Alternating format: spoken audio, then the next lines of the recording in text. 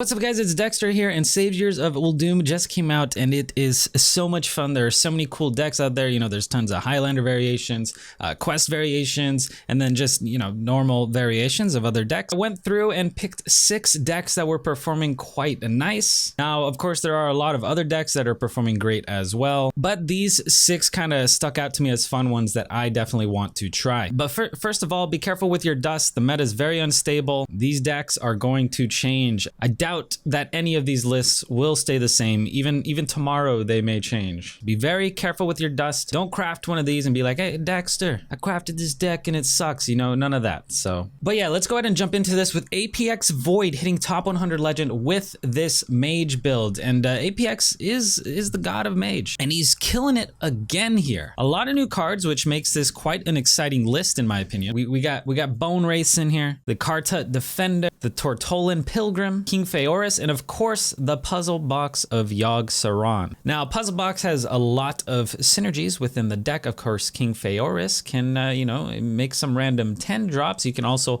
pull the puzzle boxes off of the Pilgrim, and you're just gonna have a huge swingy turn. Tons of huge swingy turns with of course, the Pilgrim turn, the King turn. Maybe you conjures your Pilgrim after you play it. You can go Calico's Puzzle Box. And of course, if you end up playing Luna's Pocket Galaxy and you get all these 1-mana minions, you're in for a good time. And your opponent is in for a bad time. He does have another build running Giants, but he seems to be favoring this one, so this is the one I'm gonna show. It is quite expensive, so once again, don't craft it if you're tight on dust. We got Dono hitting top 50 legend here with a quest control Shaman. I had a lot of people in my stream asking me for good control Shaman decks, and this seems to be quite good. Running a fair amount of new cards here with the Sandstorm Elemental. We got the Plague of Murlocs, which is just board control. We got the Earthquakes, you know, clearing the board just feels amazing. And then of course the quest. I guess that's kind of it, right? Change it as you please. Maybe if you're not planning to go to Fatigue, you don't really want Archivist or anything like that. But since a lot of you guys were asking for Control Shaman, I thought I'd spotlight this. You know, getting that upgraded hero power, and then, you know, you could double your Storm Chaser, double your lackeys, your rats, your Giggling Inventor will get more Annoyo bots, double the Swamp Queen Hagatha, just tons of value. And then Shutterwalk replaying everything. And then of course the possibility to go to Fatigue with Archivist. Also, another expensive deck. Hopefully these get cheaper. Okay, well, this one's a little bit cheaper. J. Alexander with Quest Rogue hitting top 50 legend.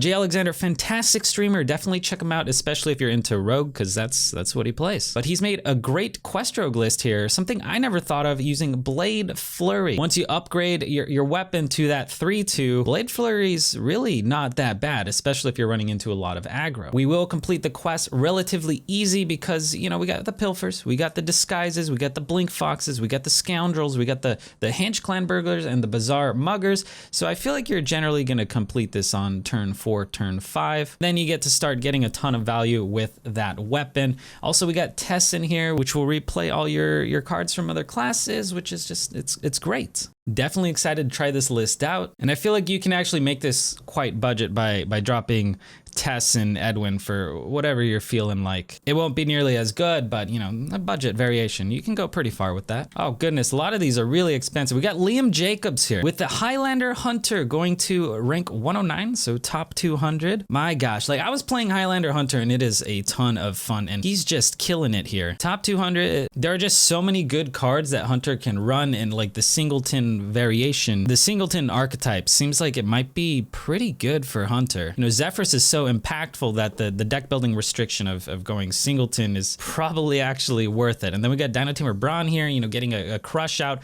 plus the bronze stats. Like that's quite solid. Subject 9 here pulls all the secrets, which feels great. Pressure Plate is actually quite annoying for opponents to play around, and a lot of people just aren't playing around it. They don't really understand it yet. We also got Siamat in here, which just, he's a ton of fun to play. And then Zul'jin kind of just seals the deal. So strong, that Zul'jin. My goodness. Okay, we got Risai hitting rank 8. My god, top 10 with this Zoolock. Risai, a great streamer as well. Definitely recommend you check him out. And he's killing it, dude. We got so many powerful cards for the Zoo archetype. I'm really excited to see how it kind of fleshes out and changes as the meta develops. We got Sinister Deal here. We got Evil Recruiter, the Neferset Thrasher, the Diseased Vulture, and the Dark Pharaoh Takan. Now, Evil Recruiter is like a 3-mana 7/7 because, you know, you got to spend 4 mana, kind of. You eat your lackey and then you get get that 5/5 thing. And oh my god, I've been on the opposing side of this evil recruiter, and it's really frustrating to deal with. It's so strong. And then if you could play a Neferset Thrasher, and you play a Diseased Vulture the following turn, and then you hit with the Thrasher, and then you spawn another 3-drop, you know, it's nuts. Plus the Vulture,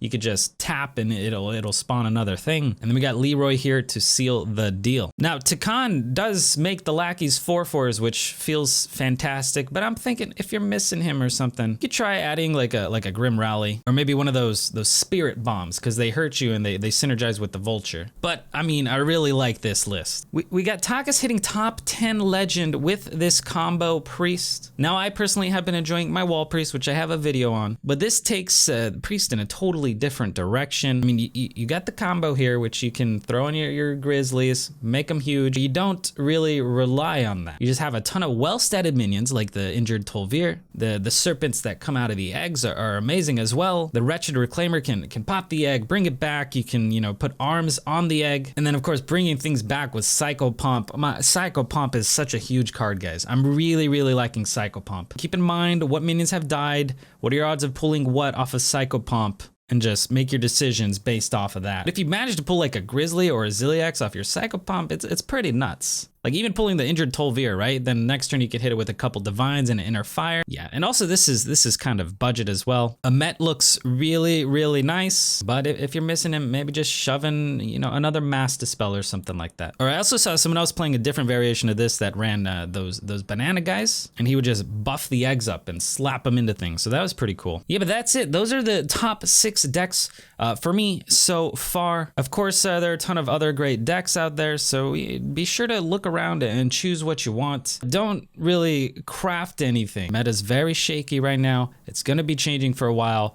I'm hoping with this expansion, the meta won't settle for like a month. Like, that'd be great. It does seem like Control Warrior still is very good, so once people stop playing for fun and switch to just wanting to play to win, you might see a drastic shift, and who knows, maybe none of these will perform that great. But yeah, I hope you guys enjoyed the video. Don't forget to follow my Twitch if you aren't following yet. If you liked the video, please hit that thumbs up, please hit the sub button, and maybe, I mean, I saw all these were so expensive, maybe I'll try and make a video on like a 2 or 3 cool budget decks or something like that. Let me know if you're interested in the comments below. Good luck on ladder and stay hydrated.